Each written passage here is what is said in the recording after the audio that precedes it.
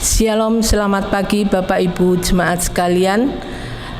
Selamat bertemu lagi di ibadah Minggu 31 Oktober 2021 yang akan dilayani oleh Pendeta Theodorus Willem Noya dengan tema Keluarga yang berpusat pada Kitab Suci.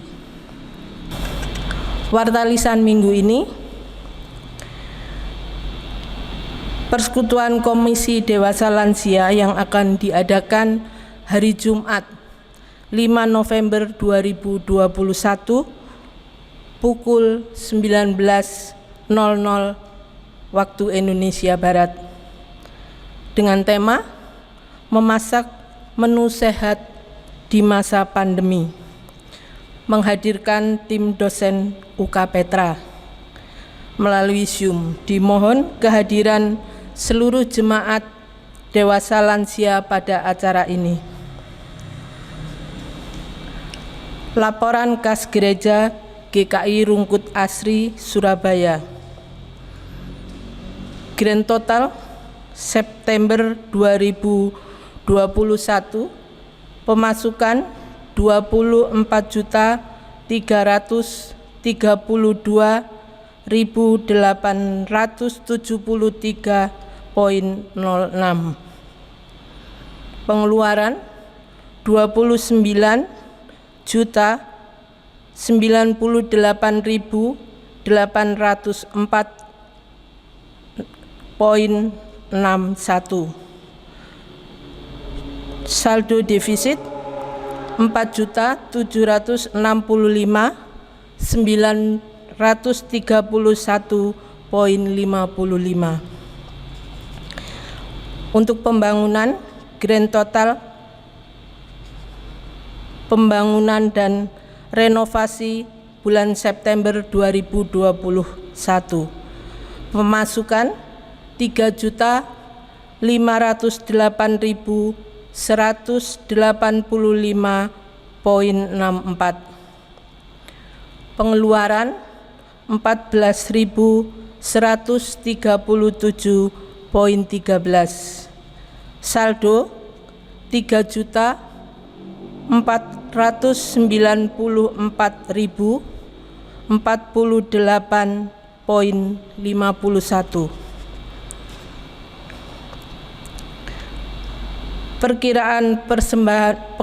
Perkiraan kebutuhan operasional gereja untuk bulan November 2021 adalah sebesar 32.441.337 rupiah.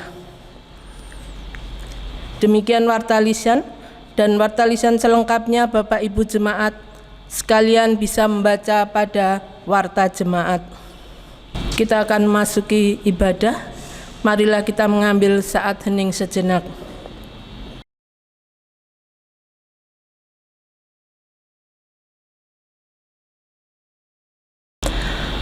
Hari ini kita mengakhiri bulan Oktober dan menutup perayaan bulan keluarga. Sepanjang bulan ini kita selalu diingatkan untuk percaya pasti Kristus menyelamatkan keluarga kita.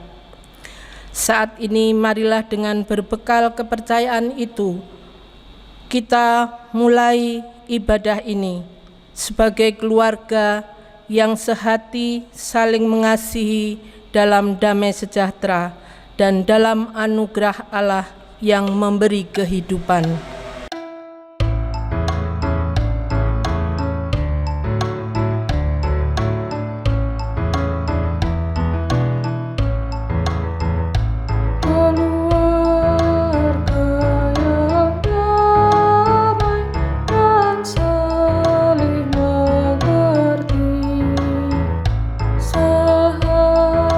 Dalam suka dan di dalam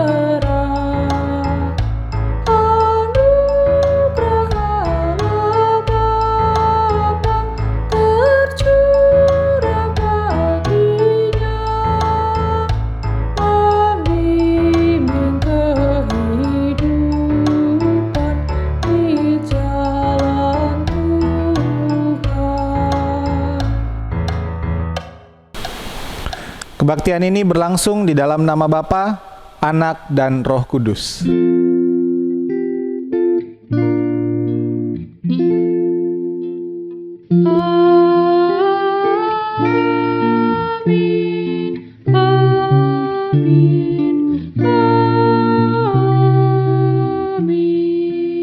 Tuhan beserta saudara sekalian. Dan beserta saudara juga. Bapak, Ibu, saudara-saudari, hari Minggu ini adalah hari terakhir dalam bulan Oktober dan kita akan menutup bulan keluarga. Dan hari ini juga bertepatan dengan Hari Reformasi Gereja.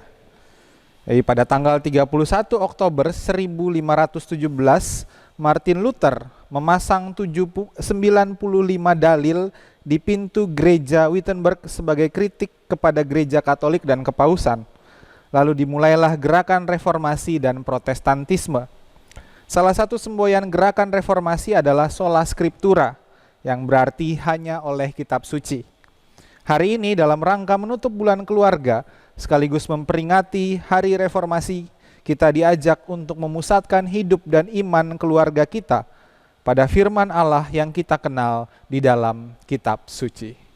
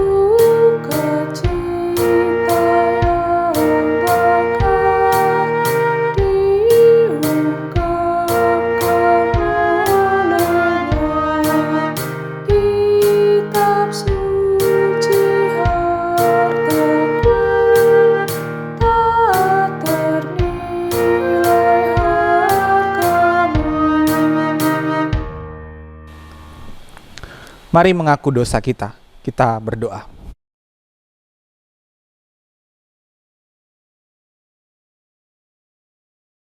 Allah yang baik, kami datang kepadamu dalam penyerahan diri. Sebagai umat-Mu, kami menyadari bahwa pedoman hidup kami adalah kitab suci yang menjadi sumber firman Tuhan kepada kami. Tetapi kehidupan kami tidak kami pusatkan kepada kitab suci dan tidak berlandaskan firman-Mu. Seringkali kami lebih mengutamakan pengetahuan kami, pendirian kami, merasa diri kami lebih mampu dan lebih hebat. Karena itu kami memohon, kasihanilah kami. Ajarlah kami untuk senantiasa memusatkan hidup kami kepada firman-Mu, mencari kehendak-Mu di dalam kitab suci, sehingga kehidupan kami terus-menerus diterangi oleh sabda-Mu. Kepadamu kami memohon. Amin. Saudara, terimalah berita anugerah dari Ibrani 9 ayat 14.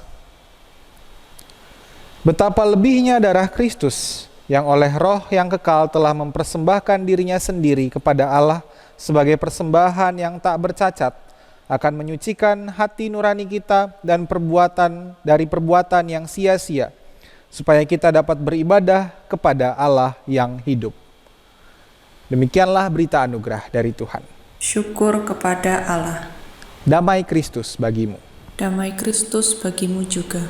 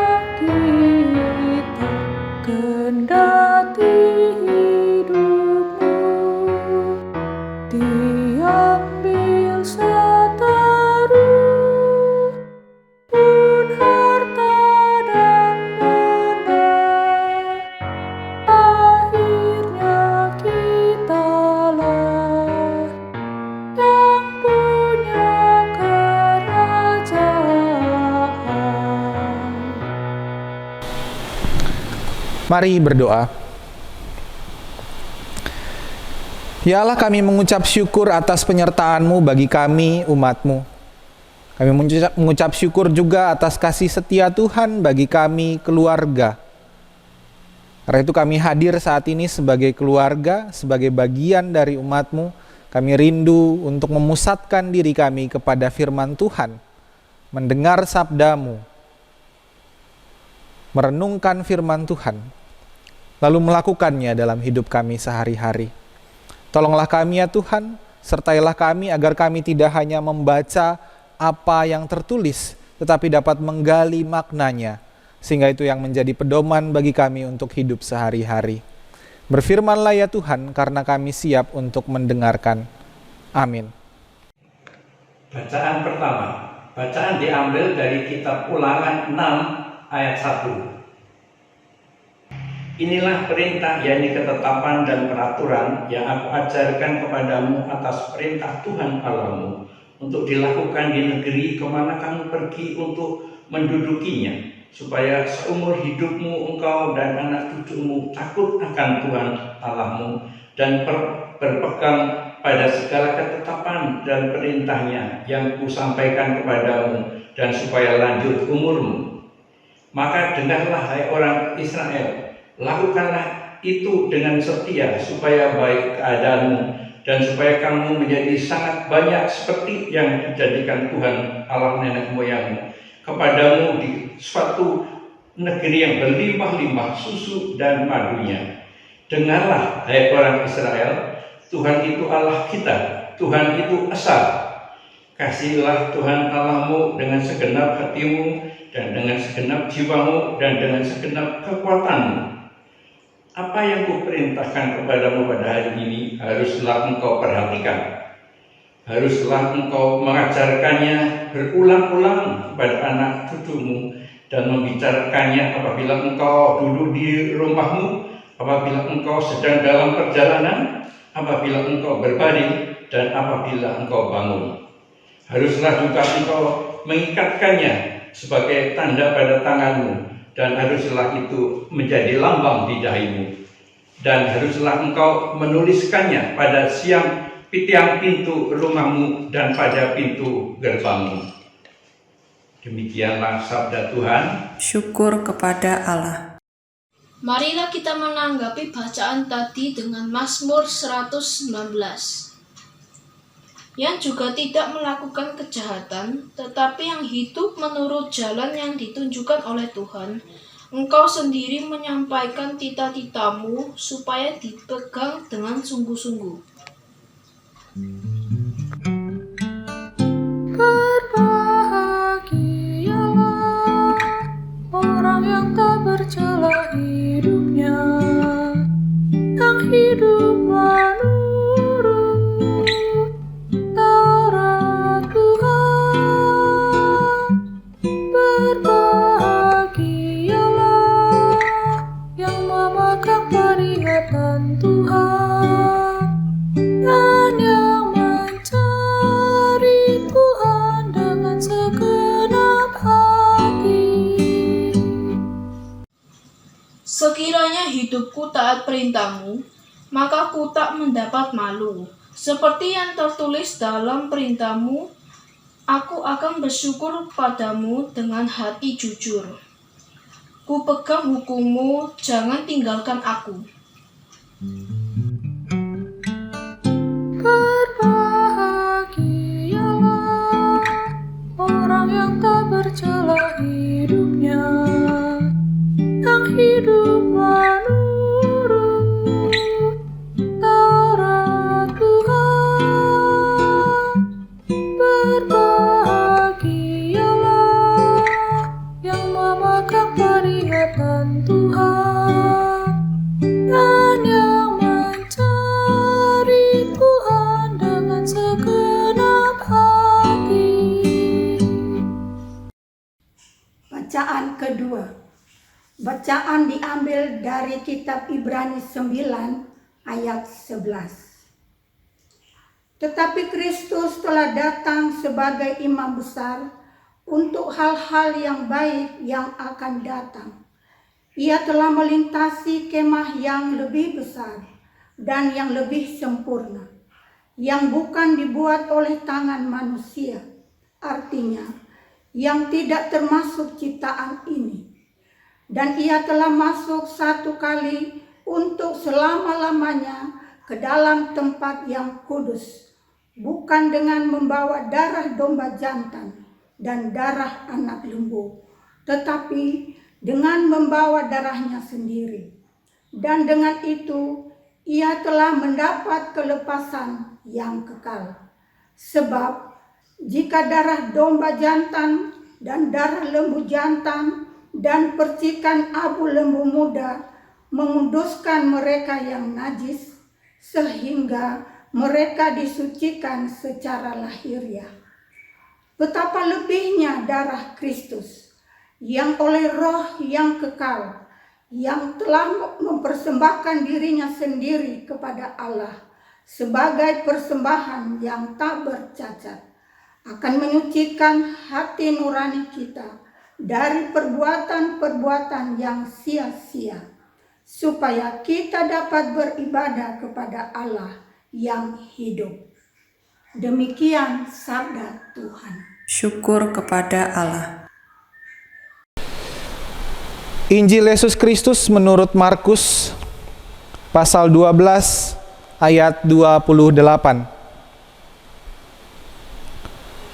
Lalu seorang ahli Taurat yang mendengar Yesus dan orang-orang Saduki bersoal jawab dan tahu bahwa Yesus memberi jawab yang tepat kepada orang-orang itu, datang kepadanya dan bertanya, "Hukum manakah yang paling utama?"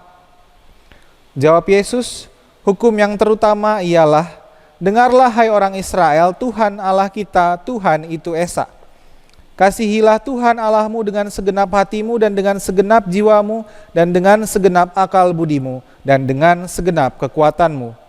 Dan hukum yang kedua ialah, kasihilah sesamamu manusia seperti dirimu sendiri. Tidak ada hukum lain yang lebih utama daripada kedua hukum ini. Lalu kata ahli Taurat itu kepada Yesus, tepat sekali guru, benar katamu itu bahwa dia Esa dan bahwa tidak ada yang lain kecuali dia.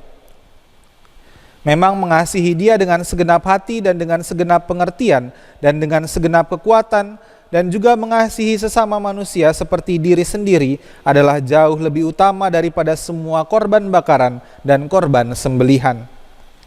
Yesus melihat bagaimana bijaksananya jawab orang itu dan ia berkata kepadanya, engkau tidak jauh dari kerajaan Allah. Dan seorang pun tidak berani lagi menanyakan sesuatu kepada Yesus. Demikianlah Injil Yesus Kristus. Yang berbahagia ialah mereka yang mendengarkan firman Allah dan yang memeliharanya. Haleluya. Haleluya, haleluya, haleluya.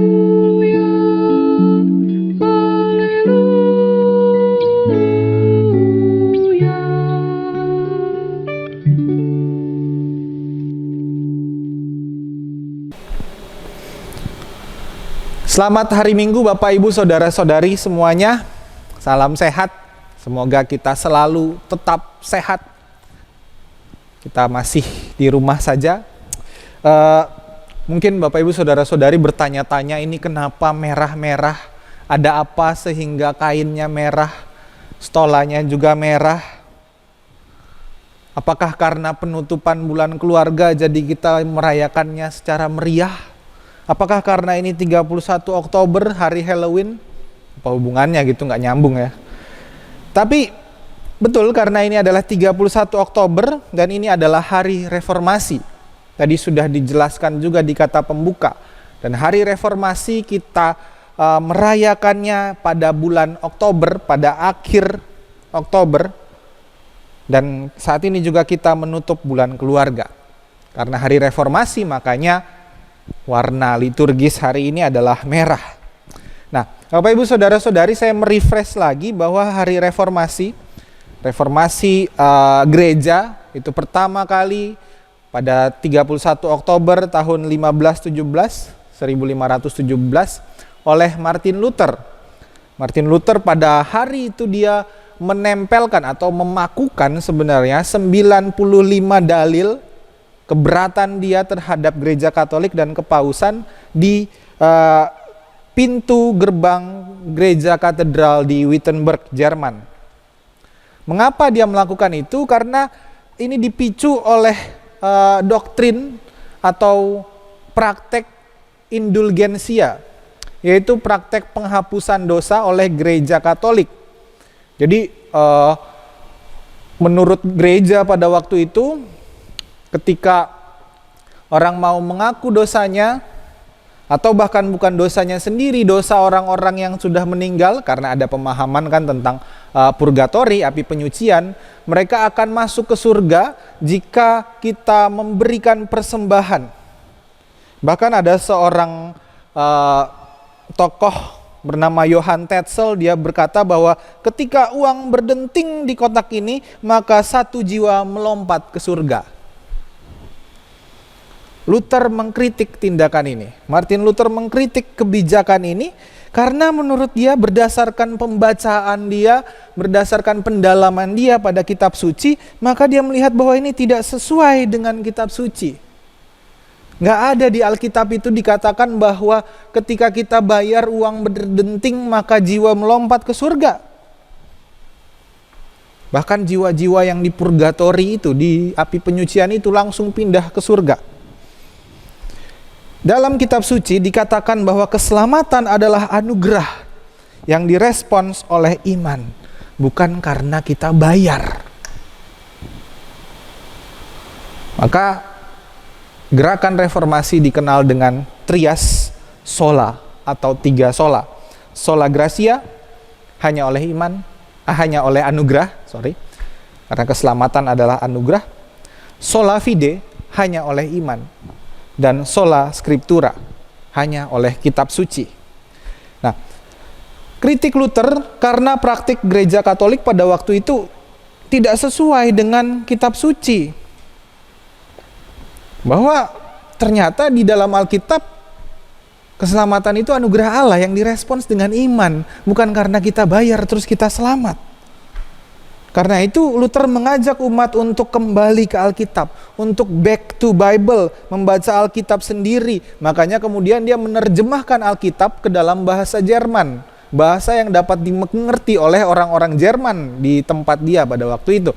Nah, sementara biasanya Alkitab itu hanya tersedia dalam bahasa Latin, selain bahasa Yunani mungkin, tapi di Eropa Barat terutama pada waktu itu Alkitab tersedia dalam bahasa Latin. Orang yang belajar bahasa Latin, yaitu para klerus, pemimpin gereja, hanya mereka yang ngerti.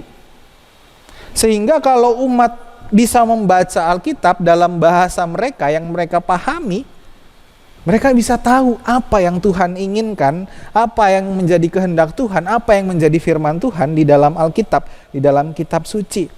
Nah, mereka bisa baca supaya bisa tahu kalau ternyata ada praktik-praktik dalam gereja yang tidak alkitabiah.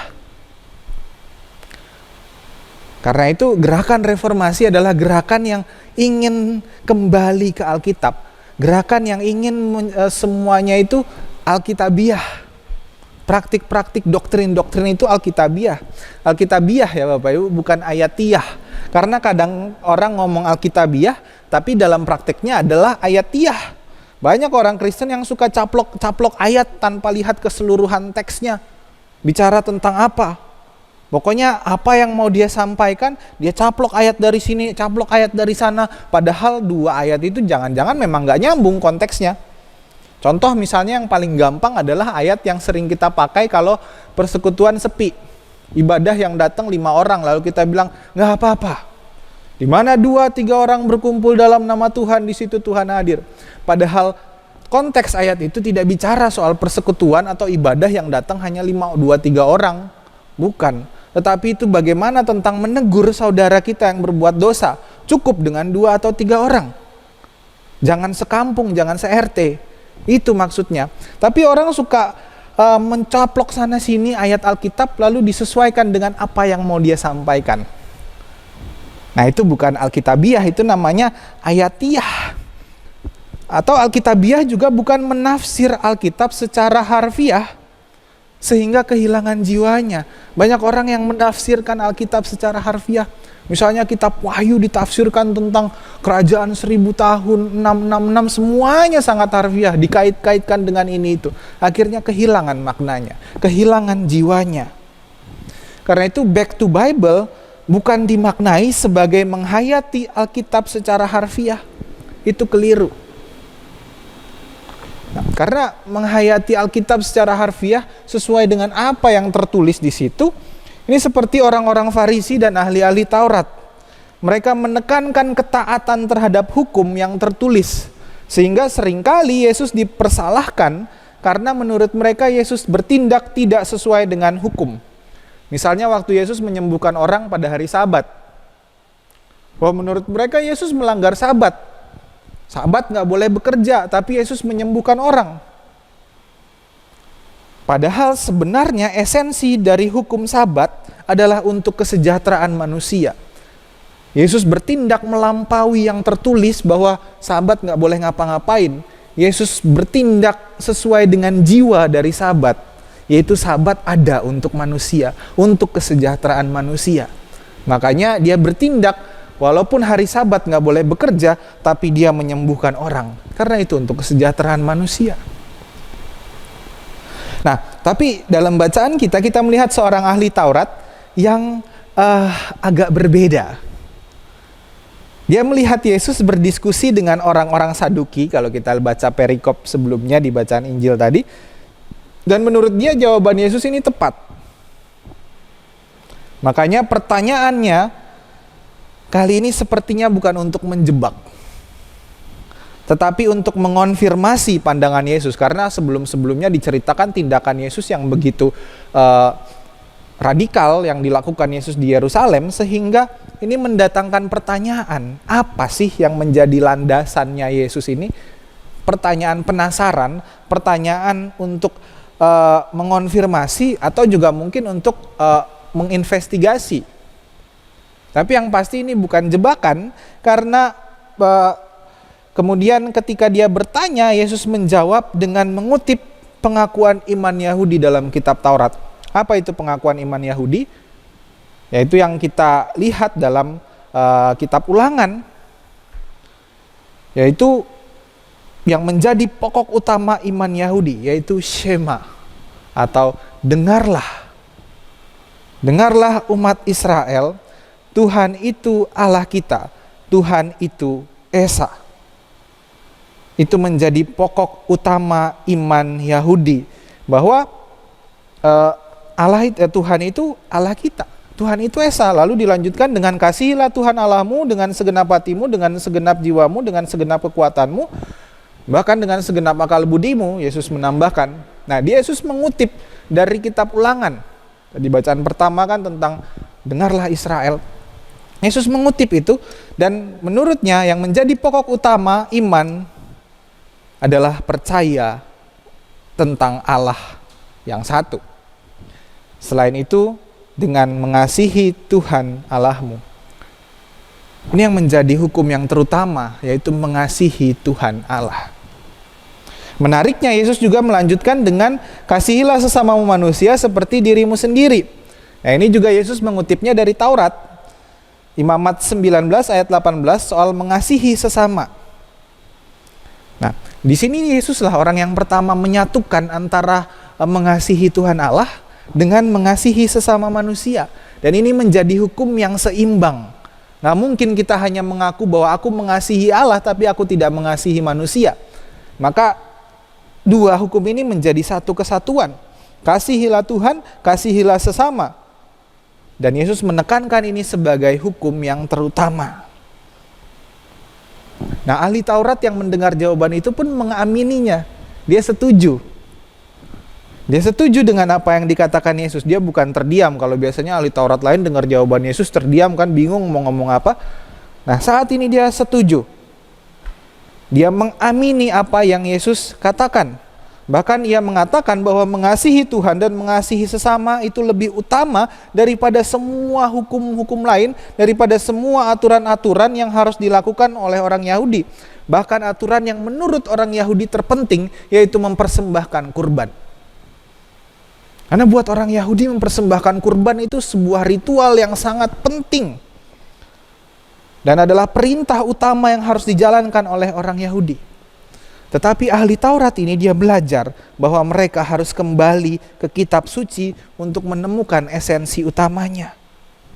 Bukan untuk melakukan hukum secara harfiah, bukan masalah mempersembahkan kurban berapa banyak, tetapi kembali ke esensinya untuk mengasihi Tuhan dan mengasihi sesama. Nah, Bapak Ibu Saudara-saudari, hari ini kita diajak untuk menemukan makna dari kitab suci, bukan melakukan segala sesuatunya secara harfiah.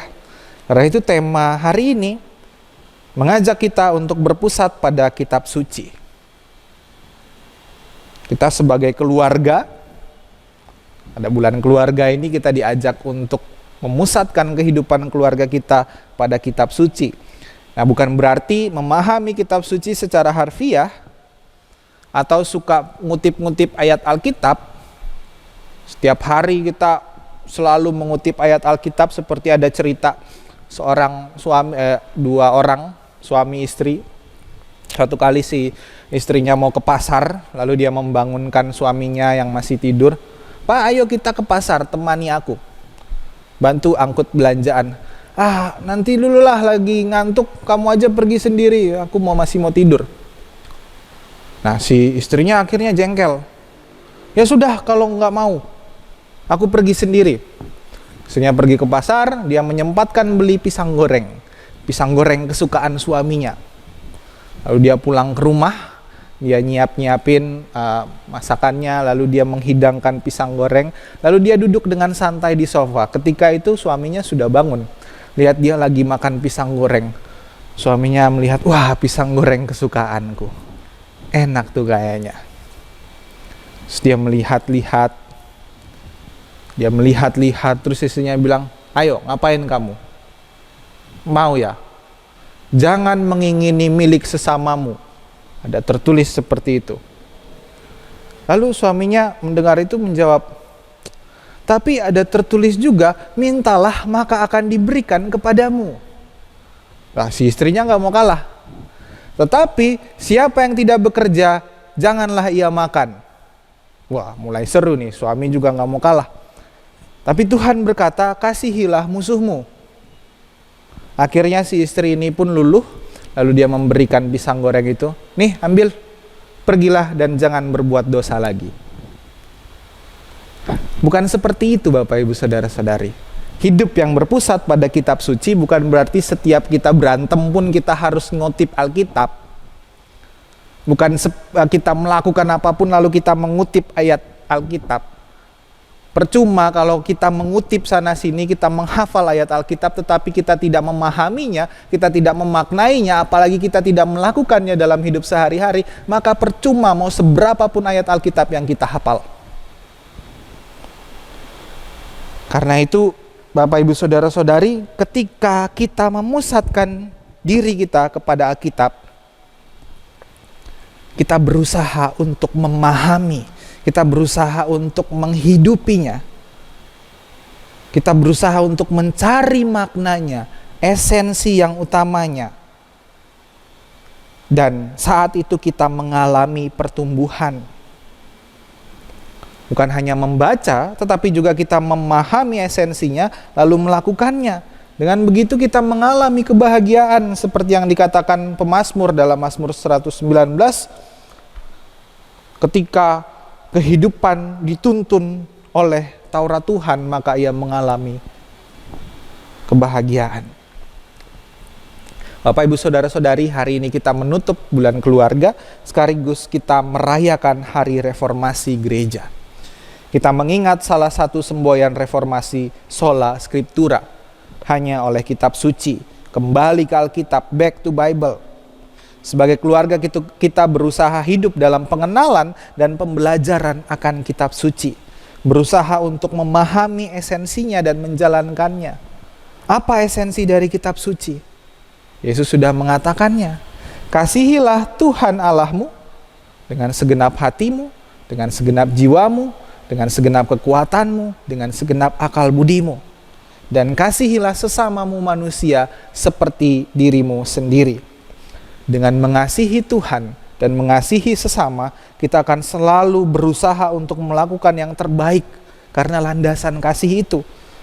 Kita melakukan apa yang Tuhan kehendaki sesuai dengan apa yang ada di dalam kitab suci. Dengan begitu, kita berpusat pada kitab suci. Karena kita tahu bahwa yang utama dari semuanya adalah mengasihi Tuhan dan mengasihi sesama. Kiranya Tuhan selalu menyertai kita, menolong kita untuk hidup di dalam firman-Nya, memberlakukannya dalam kehidupan sehari-hari. Tuhan menyertai kita. Amin.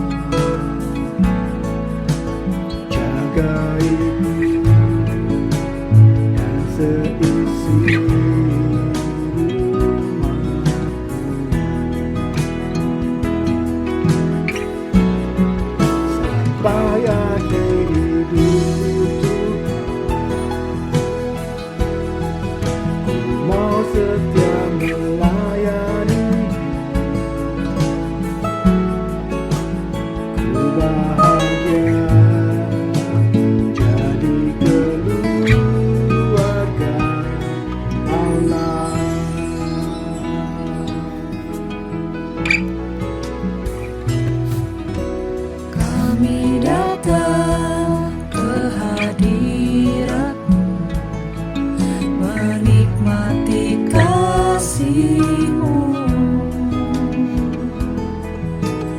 membawa seisi rumahku, sujud menyembahmu.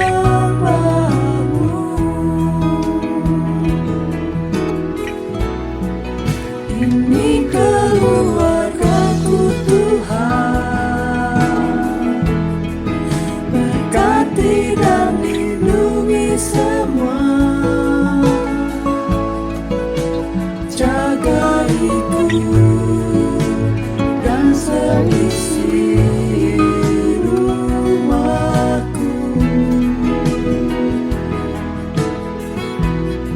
sampai akhir hidupku Tuhan. Ku mau setia melayanimu, ku bahagia jadi keluarga Allah. Ini keluargaku Tuhan, berkati dan lindungi semua, jagaiku dan seisi rumahku, sampai akhir hidupku Tuhan. Ku mau setia melayanimu, ku bahagia jadi keluarga Allah.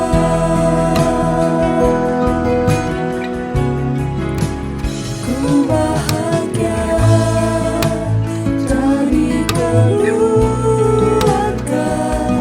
Allah.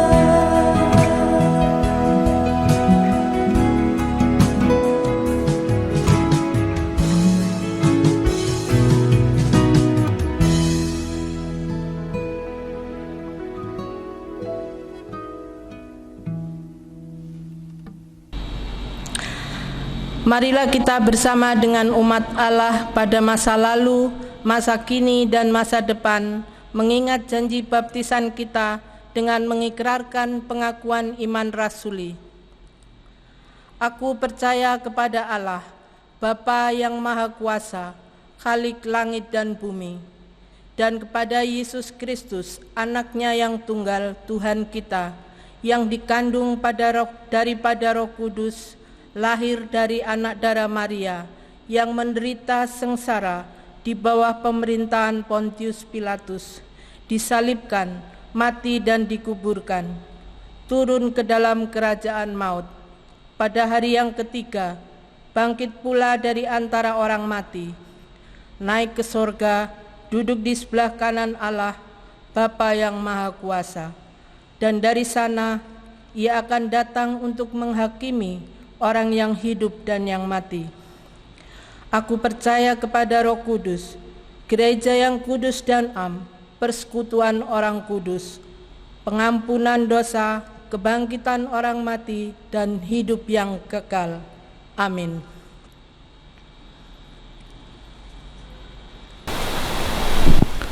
Mari bersyafaat. Ya Allah, kami mengucap syukur karena Engkau begitu baik, Engkau memelihara kami dalam kehidupan sehari-hari.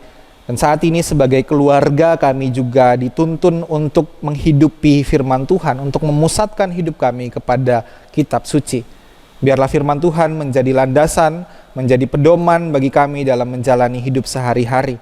Bukan dengan memahaminya dan memaknainya secara harfiah, tetapi menjadikan itu sebagai esensi yang utama dari kehidupan kami. Tolonglah kami ya Tuhan, karena dengan memahami Alkitab, kami pun dapat mengasihi Engkau dan mengasihi sesama kami. Sebagai keluarga, kami datang kepadamu, kami mendoakan keluarga kami. Pada hari ini Tuhan, kami akan mengakhiri bulan keluarga. Namun biarlah kehidupan di keluarga kami tidak kemudian berubah ketika kami mengakhiri bulan keluarga. Tetapi biarlah pengalaman kami selama sebulan ini kami jadikan landasan firman Tuhan yang menjadi kekuatan bagi kami jadikan landasan kehidupan kami berkeluarga ke depannya. Ajarlah kami untuk saling mengasihi, saling menopang, saling mengampuni, saling menguatkan dalam kehidupan keluarga kami. Ajarlah kami juga untuk mendukung sesama kami melalui kebaikan-kebaikan yang bisa kami lakukan, melalui perhatian kami, melalui doa kami. Karena kami terpisah keadaan, kami berjarak satu dengan yang lain, namun kami tidak berjarak di dalam persekutuan. Kami dipersatukan oleh Kristus. Karena itu Tuhan, biarlah kepedulian kami nyatakan melalui doa kami kepada saudara-saudara kami. Mereka yang bergumul dalam kehidupannya, mereka yang sakit, mereka yang lemah tubuhnya, mereka juga yang mengalami sakit tidak hanya secara fisik tetapi juga secara mental. Tuhan tolong, Tuhan pelihara, Tuhan sertai mereka. Kami mendoakan mereka yang mengalami kesulitan, mengalami kegagalan, patah hati, duka cita dan kesedihan. Kiranya Engkau menguatkan dan menopang mereka. Ajarlah kami untuk menjadi sahabat, bukan menjadi hakim yang menghakimi mereka, tetapi menjadi sahabat yang menopang, menolong mereka, menguatkan mereka, mendengarkan keluh kesah mereka, menjadi teman yang hadir bagi mereka, sehingga mereka merasakan bahwa mereka tidak ditinggal sendirian. Biarlah melalui kami mereka selalu mengalami dan merasakan kasih dan penyertaan Tuhan. Tolonglah kami ya Tuhan di dalam segala keadaan untuk menjadi sahabat bagi sesama kami. Kami berdoa bagi rekan-rekan kami, sahabat kami yang bersyukur, yang bersuka cita, yang berbahagia dengan segala hal yang baik dalam hidupnya, untuk yang mengalami kenaikan pangkat, yang berulang tahun, yang bertambah usianya, yang merayakan ulang tahun pernikahannya, yang pekerjaannya semakin hari semakin membaik. Biarlah Tuhan keadaan ini dapat membuat mereka untuk terus bersyukur kepadamu dengan terus menyatakannya dalam hidup sehari-hari, mau berbagi dalam sukacita. Kami berdoa juga bagi bangsa kami, negara kami Indonesia dalam segala pergumulannya. Kami mendoakan pemerintah kami dalam kebijakan-kebijakan yang diambil. Berikanlah hikmat-Mu ya Tuhan, biarlah mereka dengan bijaksana melakukan yang terbaik untuk kepentingan bangsa ini. Biarlah segala hal yang diperbuat adalah untuk kebaikan bersama, bukan untuk kepentingan diri sendiri. Dan biarlah kami sebagai gereja Tuhan yang Engkau utus ke dalam dunia ini, Tuhan sertai, Tuhan mampukan kami untuk berkarya di tengah dunia ini menjadi garam dan terang, menjadi berkat bagi sesamamu, menghadirkan kasih dan rahmat Tuhan bagi sesama kami. Tuhan sertailah kami GKI Rungkut Asri dalam setiap karya kami, pelayanan kami yang sampai saat ini kami harus membatasinya karena kondisi pandemi ini. Tuhan sertai kami dalam rencana-rencana kami ke depannya, terutama ketika kami merencanakan untuk melakukan ibadah tatap muka di gedung gereja. Biarlah Satgas yang mempersiapkannya, majelis jemaat, setiap pihak yang terlibat di dalamnya dapat mempersiapkannya dengan baik, sehingga pada saatnya nanti kami dapat kembali membuka kebaktian tatap muka di gedung gereja. Kami dapat mengalami kasih Tuhan, dan biarlah Tuhan semuanya dapat berjalan dengan baik. Kami mendoakan setiap rencana, setiap program yang akan dijalankan, Tuhan sertai kami sehingga kehidupan bergereja kami terus menjadi berkat. Terima kasih ya Allah untuk kasih setia dan rahmat-Mu dalam hidup kami. Dalam segala pergumulan kami, Tuhan tetap menyatakan kebaikan-Mu. Tuhan memelihara, menjaga, dan menopang kami. Karena itulah kami bersyukur kepada-Mu ya Tuhan. Terima kasih ya Allah. Saat ini kami menaikkan segala permohonan kami, segala pergumulan kami, juga ungkapan syukur kami. Di dalam nama-Mu kami bersyukur dan berdoa. Dalam nama Bapa, Anak, dan Roh Kudus. Amin. Sekarang tiba saatnya kita untuk memberikan persembahan. Persembahan untuk kas gereja, Bapak Ibu bisa memberikan melalui transfer ke rekening BCA GKI Rungkut Asri atau melalui QR Code.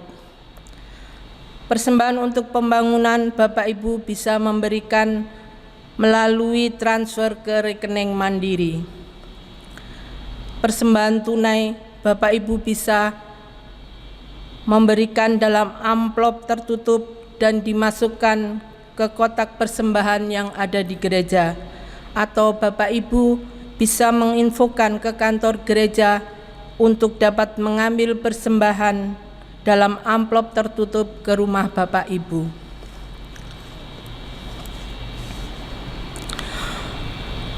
Umat Tuhan, marilah mengucap syukur, memuliakan Tuhan karena keadilannya, dengan dilandasi firman Tuhan dalam Mazmur 119 ayatnya yang ke-7. Aku akan bersyukur kepadamu dengan hati jujur apabila aku belajar hukum-hukum-Mu yang adil.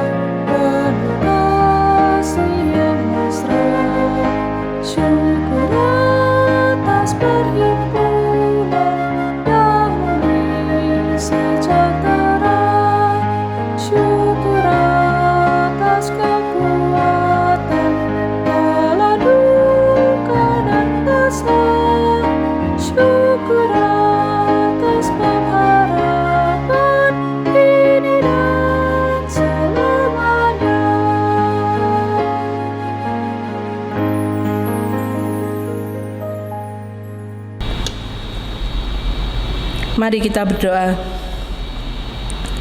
Terima kasih Tuhan, kami sungguh bersyukur kalau pada hari ini Tuhan memberikan kesempatan bagi setiap kami untuk boleh memberikan persembahan sebagian dari berkat-berkat Tuhan yang sudah Tuhan limpahkan kepada kami.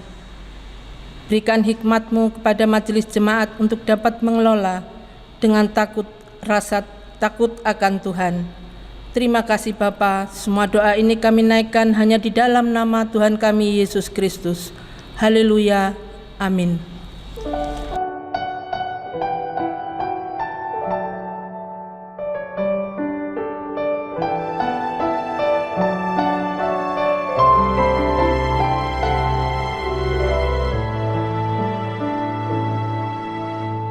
Mulai dari diri sendiri untuk melakukan yang terbaik.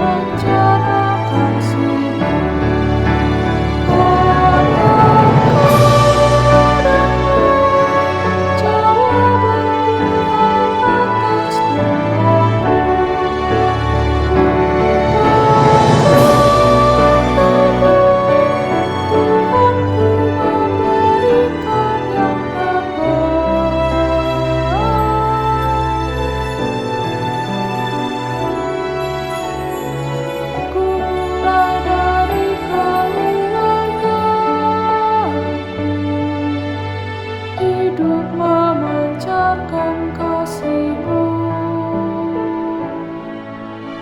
Walaupun lama dan tidak layak, kuasa Tuhan menguatkan diriku.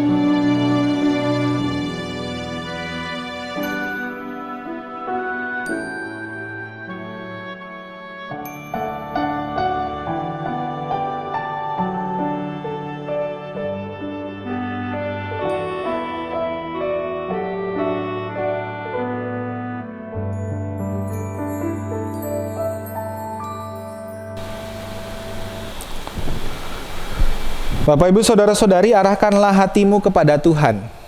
Kami mengarahkan hati kami kepada Tuhan. Jadilah saksi Kristus. Syukur kepada Allah. Terpujilah Allah Bapa, Anak, dan Roh Kudus, yang tidak pernah memisahkan kita dari kasih-Nya sekarang dan selamanya. kini terimalah berkat Tuhan dan jadilah berkat. Kiranya Allah memberkati kita dengan senyum dan tawa, dengan tangis dan air mata, dengan kisah iman dan kidung pengharapan yang menjadikan perjalanan hidup kita penuh warna. Kiranya Ia menganugerahi kita dengan rangkulan para sahabat, serta pundak orang asing yang kita rangkul. Kiranya Allah Bapa, Anak, dan Roh Kudus merengkuh dan memeluk kita, mengasuh dan mendewasakan kita, memandang dan tersenyum kepada kita, kini dan selamanya.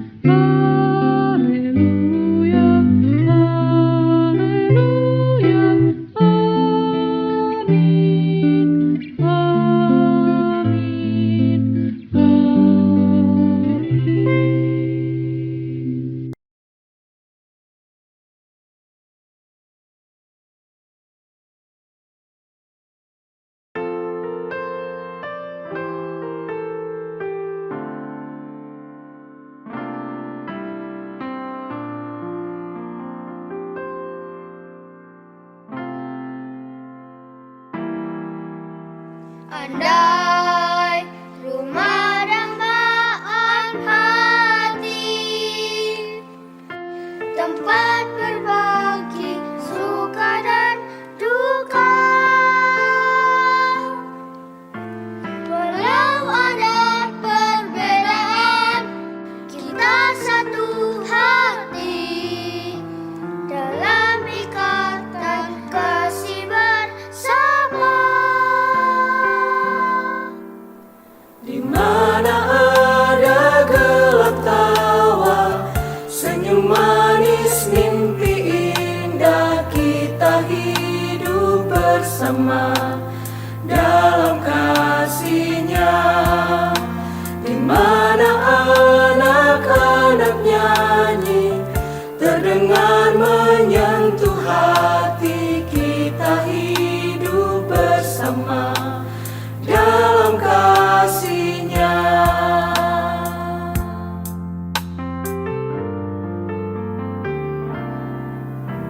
Andai kasih satukan hati dan harapan jadi kenyataan. Walau kita jauh terpisah, tetaplah bersatu, kasih satu